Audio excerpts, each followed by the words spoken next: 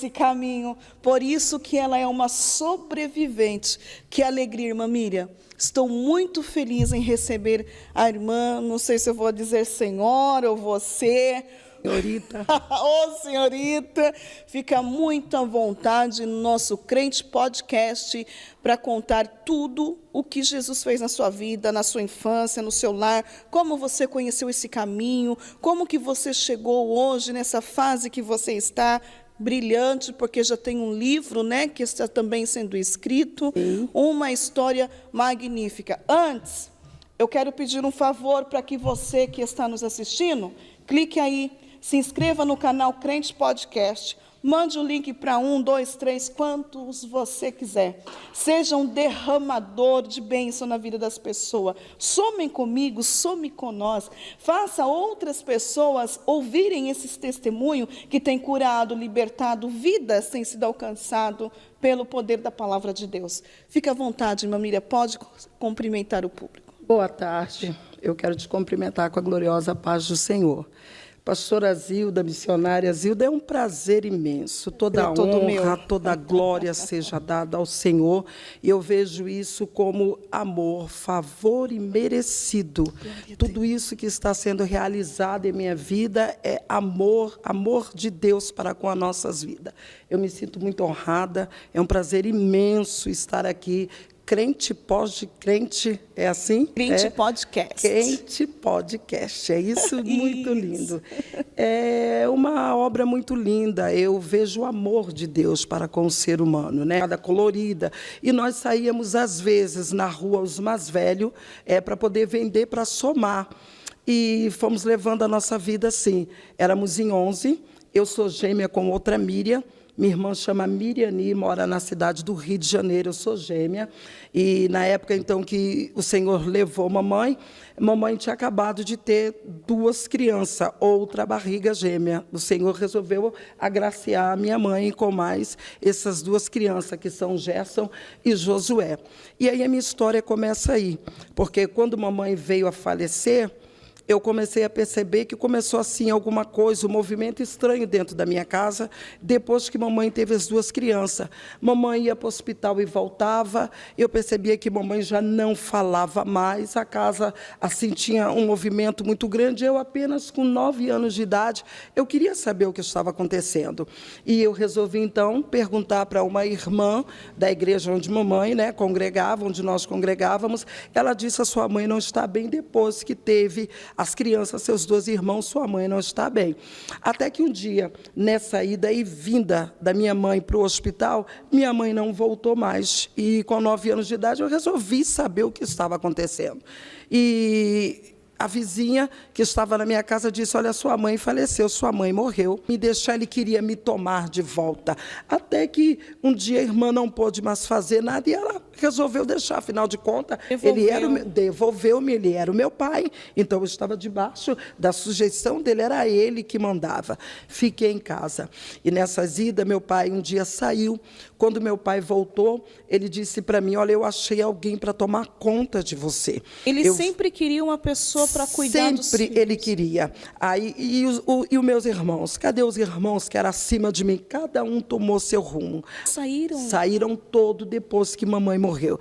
Até porque alguns já tinham tomado o caminho da bebida também por causa de papai.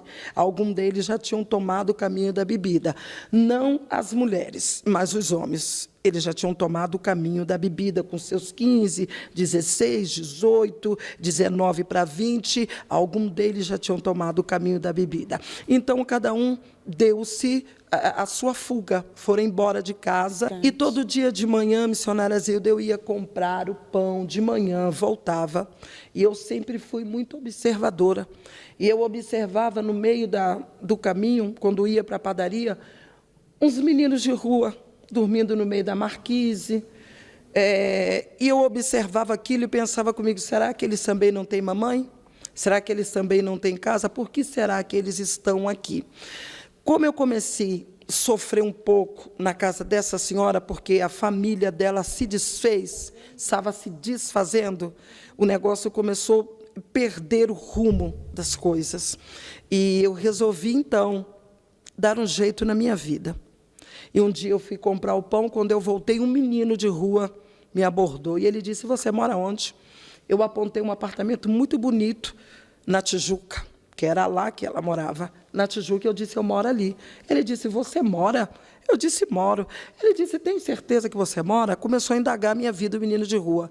Eu disse, não, eu não moro. Eu sou babá, eu trabalho ali. Você é feliz naquela casa? Eu disse, eu sou feliz. Ele disse, você tem certeza que você é feliz? Ele começou a indagar a minha vida, um menino mais ou menos de uns 13 anos. Eu disse, olha, aí eu abri meu coração e contei minha vida. Eu disse, não, eu trabalho, eu sou babá, meu pai me abandonou, sumiu. Aí o menino de rua disse para mim, não, aqui a gente mora aqui, mas a gente tem liberdade. Na sua inocência, Na você minha começou a contar. inocência, eu comecei a contar a minha vida. Foi um prato cheio, Foi né? um prato cheio do inimigo. Ele disse, não, aqui a gente, ninguém manda na gente. É livre. Aqui a gente é livre. Hoje eu entendo que aquilo não era liberdade, e sim libertinagem. Liberdade é ter a vida com Deus. Está da minha casa se drogando. Mas amanhã você estará aqui glorificando o meu nome. Me assustei. Oh, glória. Louvado seja o nome de Jesus. Me assustei e comecei a procurar a voz. Aí pensei comigo, mas eu sempre usei droga, eu nunca fiquei tão alucinada assim. Falei, eu nem usei a tanto de ficar louca, já estou ouvindo voz. Eu achei que era alucinação das drogas, porque já tinha usado um pouco, era o Espírito Santo. Missionária Zilda, eu ouço a voz de Deus de várias formas, mas do jeito que eu ouvi aquela noite, nunca mais eu ouvi. Não era uma voz áspera, eu estava acostumado a ouvir a voz áspera, dizendo, fim da linha, você vai morrer, não tem jeito. Mas a voz suave e tranquila, como diz a palavra de Deus, que a voz de Deus é como o som de muitas águas. Eu nunca tinha ouvido aquela voz. Passou, ele chegou com as drogas, nós usamos, o dia amanheceu. Quando o dia amanheceu, já morando na cidade de Campina, no São Quirino, eu já estava morando nessa época, o dia amanheceu, sempre Deus colocava um crente no meu caminho. Essa irmã passou por mim, e eu só vi, assim, a barra da saia dela azul. Eu estava muito louca, muito alucinada, eu tinha passado a noite nas drogas. E aí eu olhei para ela, ela olhou para mim, ela me chamou pelo nome, ela disse, Miriam, vivia me evangelizando no bairro de São Quirino. Ela, como outros irmãos, ela disse, Miriam, o que você tem? E eu disse, irmã, eu não sei, mas eu ouço uma voz áspera dizendo que vai me matar e que de hoje eu não passo. Ela disse, Miriam, você precisa de Jesus. Uma semana antes, houve um congresso no São Quirino, veio uma missionária do estado de São Paulo ministrar. Eu recebi o convite para estar nesse evento, porém o diabo não deixou eu ir, porque ele sabia que aquele mês, aquela época, aquele tempo, era o tempo de Deus para a minha vida. Ele não deixou eu ir no congresso, mas Deus não perde guerra, né, missionária? Deus não perde, Deus sempre vence na hora certa. E nessa manhã, então, ela disse, você quer uma oração? E eu disse, irmã, eu quero.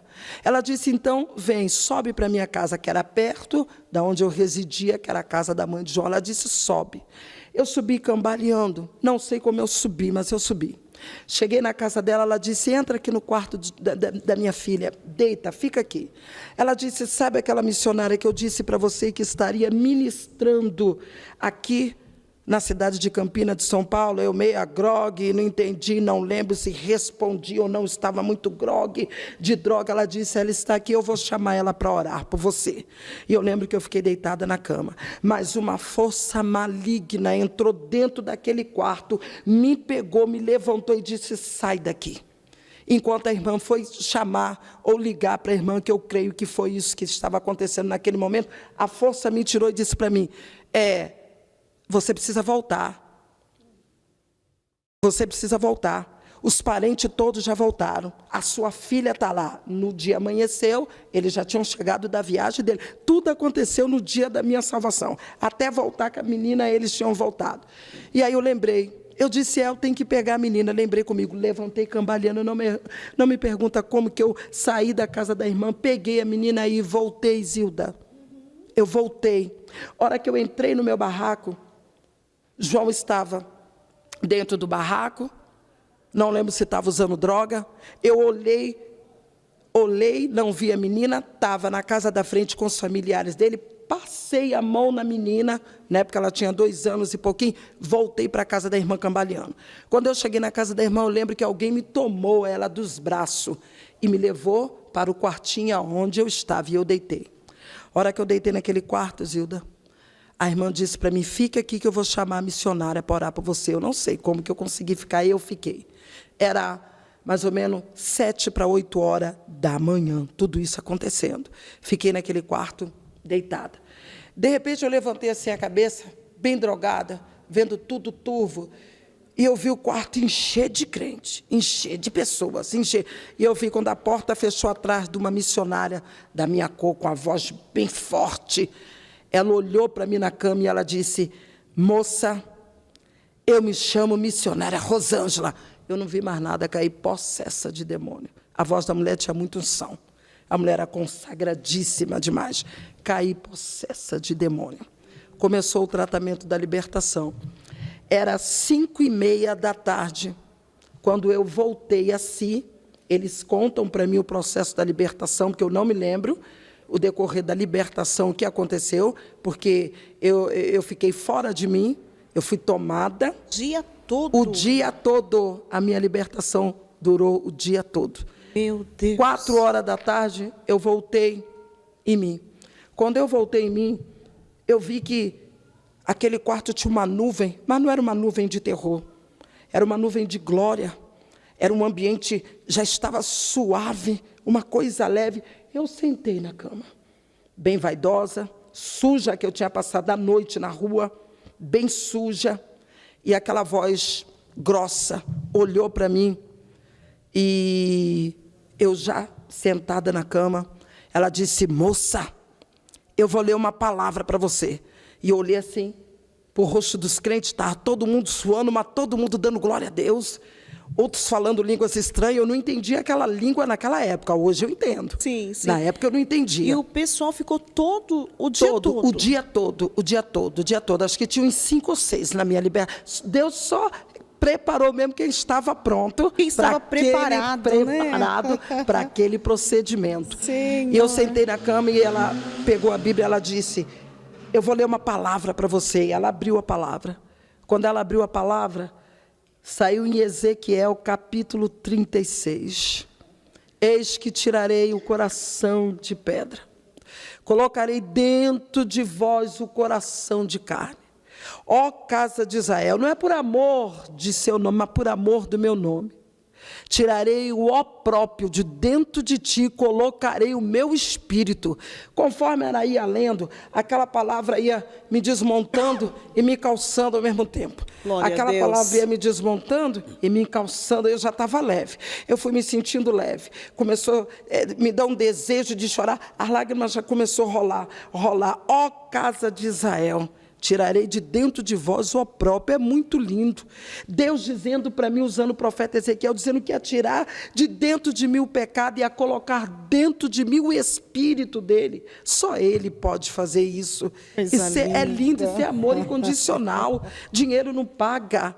Dinheiro não paga. É verdade. Nada. E eu senti leve, ela leu Ezequiel 36 para mim. Ó casa de Israel. 36. Quando ela terminou de ler aquele capítulo de Ezequiel 36, eu já sentada na cama, eu mesmo comecei a tirar as amarras. Eu tinha algumas pulseiras, algumas amarras, algumas coisas, eu vivia toda amarrada. Eu comecei a arrancar aquilo, sabe quando você quer ficar leve? Era como se aquilo me prendia, mas hoje eu entendo que era as amarras de Satanás que Deus estava tirando, eram as correntes que Deus estava quebrando.